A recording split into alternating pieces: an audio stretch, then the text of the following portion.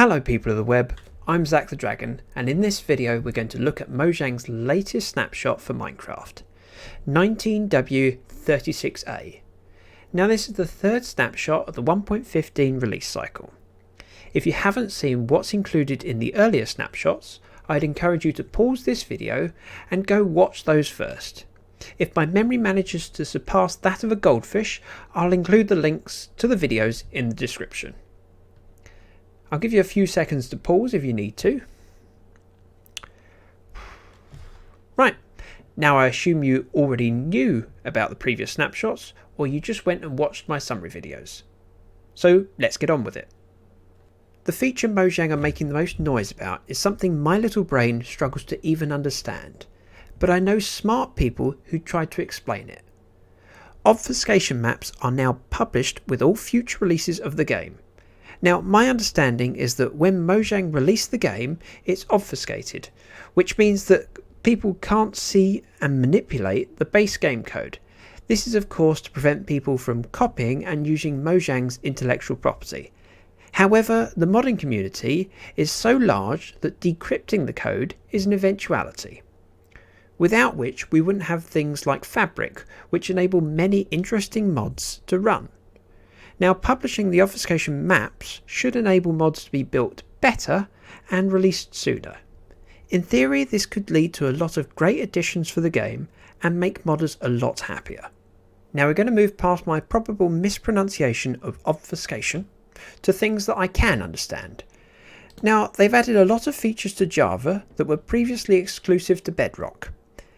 There are a few of these that will likely be unnoticed by most players, but I'm sure that this will be the one that attracts the most attention. You can now set your spawn anytime by right clicking on a bed. You can't sleep, but it does mean that all I have to do now is kill myself and I respawn at my bed. I've wanted this for a long time.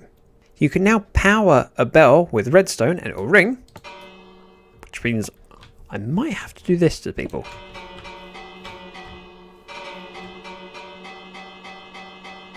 That could get annoying. This could get annoying if you placed it around people's faces. I like it. This is another feature that I can't show you, but I can talk to you about it. They've added some new toggleable game rules. So Do Insomnia would allow you to turn off phantoms from spawning. Do Immediate Respawn gets rid of death messages, which would be a lifesaver on some servers. And they've now enabled you to single out some damage types, so you can turn off damage from maybe being drowned, from falling, or fire individually. The next thing requires me taking you to the Nether. Okay, that offends me. Wow, that was quick loading. I always worry about recording in the Nether because I know it can be dark. So let's try it like that, see if that's any better. We're all familiar with sponges, which look like this, and wet sponges. Now, in the new snapshot, they should instantly dry out as soon as I place it in. Yep. Wow. That saves me using the furnace. Although, of course, in survival, sponges are a pain to place and break. But, instant dry sponge. Well, seeing as we're in the Nether, I might as well show you the next thing here. I've made some very special fireworks. Pretty. And placed some of my favourite mobs in a boat. Because we now have the ability to put firework rockets in a dispenser and they go out in the direction that the dispenser faces. So if I've got my distances correct, we effectively have a cannon.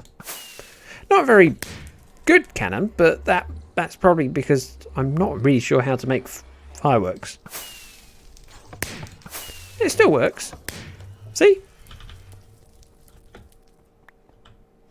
Ooh, rotten flesh. Now, if you've been following the previous snapshots, you may have heard that dispensers were able to use bottles on bee nests or beehives and get endless honey. Not anymore. It's a one-time thing. I was going to say, where'd my honey bottle go? It's there. Will you be quiet? I'm trying to record a video.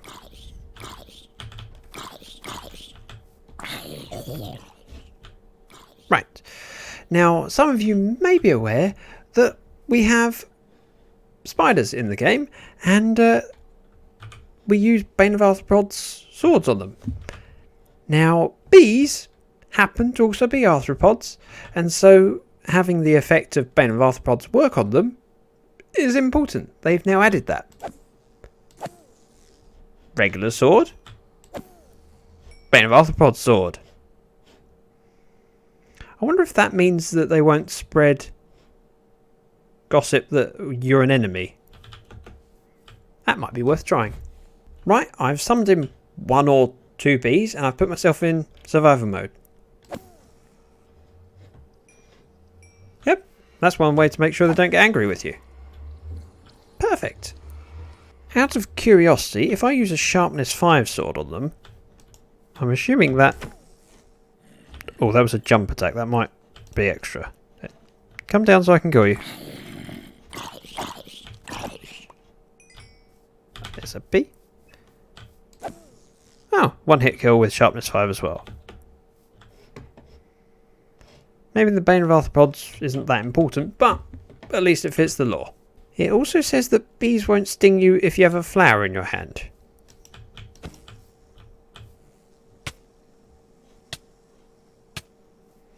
Oh, that was a bug that they fixed. I was just about to start recording my outro and I noticed that there's squid who have somehow managed to get themselves on the bank and are dying. I would go rescue them, but I'm too lazy. Now that's about it for this snapshot. I'll include a link to the full release notes in the description.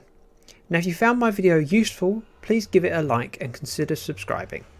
I make regular Minecraft videos including Let's Plays, tutorials and obviously snapshot summaries.